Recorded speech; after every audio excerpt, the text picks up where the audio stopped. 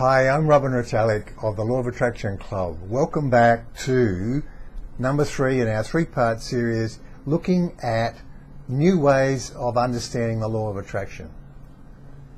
What we're seeking here is to better understand the nature of this game we call life on Earth. And by doing that, we can open up to new possibilities for changing our lives, for stepping into a world created by the choices we make. So, let's recap. We recognize, firstly, that there's a huge number of belief systems out there, a huge number of stories, and many and varied. And of course, they are all true for those that believe them. But beneath them all lie the 3 absolutes, and those are: you exist as a part of all that is, God, Source, the universe, however you choose to call it. You are a part of that pure positive energy. Secondly, as long as there is individuation, as long as there is seemingly individual pieces, clumps if you will, then the law of attraction is the organizing principle of all energy flow in the universe. And all energy flow equals all matter flow. Everything is a function of the law of attraction. And thirdly, you're not at choice in 1 and 2, those are absolutes. And the third absolute is everything else is a choice.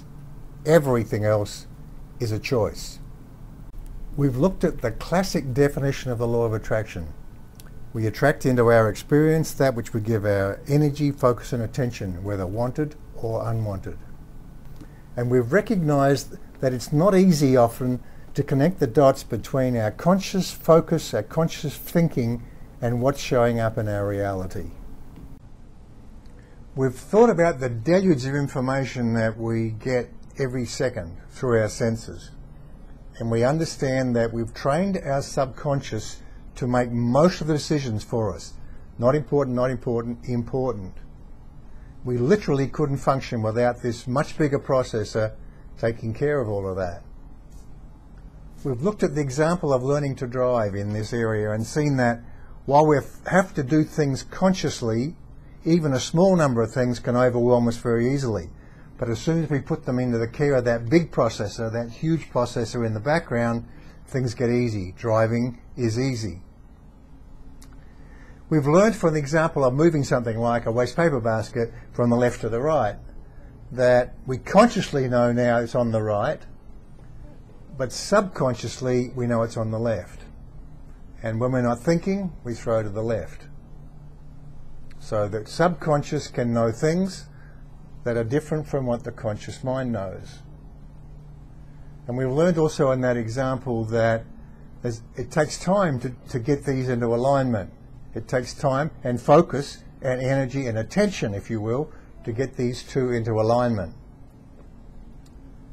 There is no manifestational lag here, because we've also learned that this mirror that is the life mirror reflects back to us instantaneously that which we are. The manifestational lag, if you like, the lag between our desires and thinking about it and what shows up, is the time it takes us to get what our conscious mind is thinking and our subconscious mind into alignment. A more significant example than waste paper basket might be, we know that, for example, abundance is ours for the asking. It's our birthright. That's our conscious knowing. Our subconscious knowing perhaps is money doesn't grow on trees.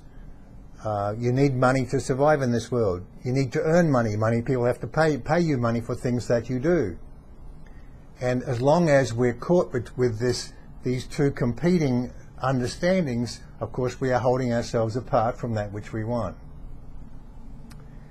And we've learned that negative feelings are simply an indication that what we truly expect is out of line with what we want. So let's look at a new definition now of the law of attraction.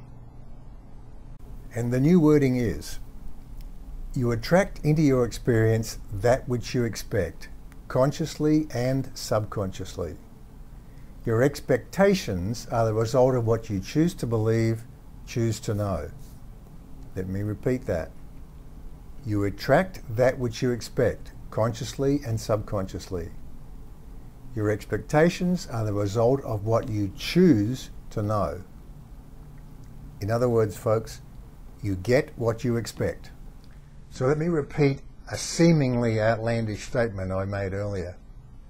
The only reason the world you wake up in seems to be the same as the one you went to sleep in is that you know that you expect that it will be. Okay, that's the law of attraction.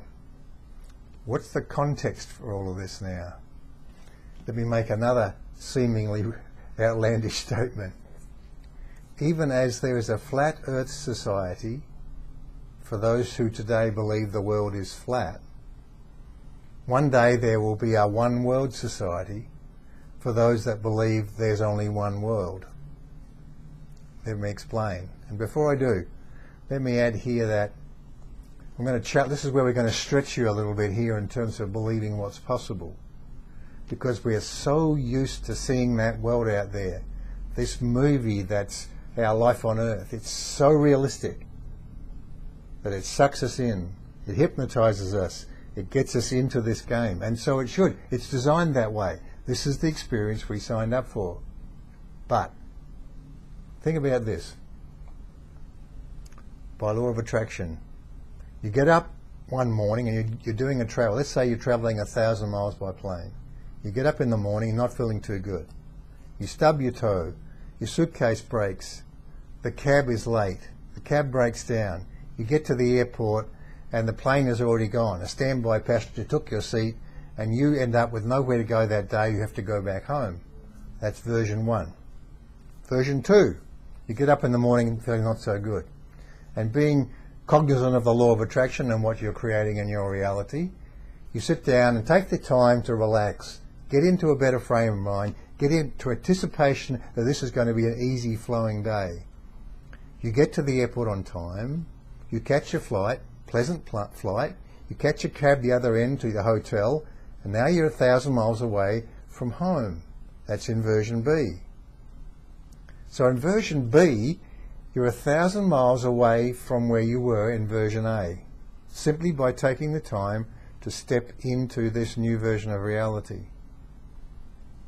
And the standby passenger in version A that got your seat is still on standby tomorrow waiting for the next plane. So can you see, as long as you understand that, you can change your reality, you can change the way the world comes to you, then it has to be a different version of reality, an entirely different version. Torah tells us over and over, of course, this is all an inside job. This is all an inside job. In other words, when people come with questions like, how do I deal with the world, or this person, what do I have to do this, to survive in this world? They say it's an inside job. You change it in here, and it changes out there. Once again, the mirror of life. Change in here, change out there. And I was having trouble understanding all of this because, of course, at that point I was thinking one world, one reality, we're all in it, right? But then they kept saying to me, I kept saying, well, here I am in San Francisco Bay Area, and I'm looking out on the San Francisco Bay, and I see the world, and I see Interstate 80 and the traffic. And I say to Torah, isn't Eva in the next room also seeing the same world? Isn't she seeing the same world out there? And the answer is no. You are each creating your own version of that. And then they said something interesting. Go and read up on quantum physics. So I went and read up on quantum physics. And if you had to summarize quantum physics from a layperson's perspective, I would say, in one word, counterintuitive. In other words, nothing happens as you'd expect it to from observing a solid world. Nothing really exists. Things blink in and out of existence. The observer affects the result of the experiment.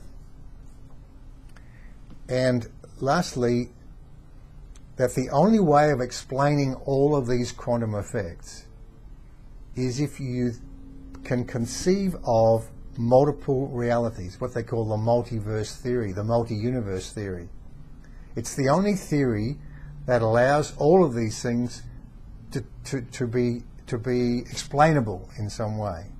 Now, many scientists don't believe the multiverse theory because it seems too much of a stretch, but many do now believe in this multiverse theory.